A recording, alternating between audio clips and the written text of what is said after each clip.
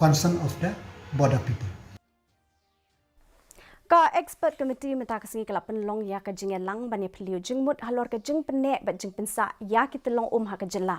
Haba ajing krench ki nokto khubor u chairman ka expert committee u ba BK lingwa u lapintim bala thung ka expert committee ha ka be day bat ka PIL jong ka high court jong ka jela Meglaya ha ka jing pen khoj ya ka pung yam kat kum ko order jong ka sarkar Meglaya ka bla pinmi ha ka lai tarik u jiliu mentau snem.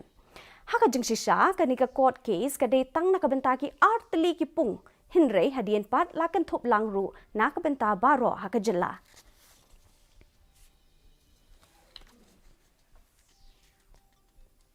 Now the expert committee for restoration and protection of water bodies was constituted on the 23rd June 2022. It pursuant to the Honorable High Court of Meghalaya order dated 3rd June 22 in PIL 10 of 2019 in the matter of cleanliness of Lake versus the state of Meghalaya.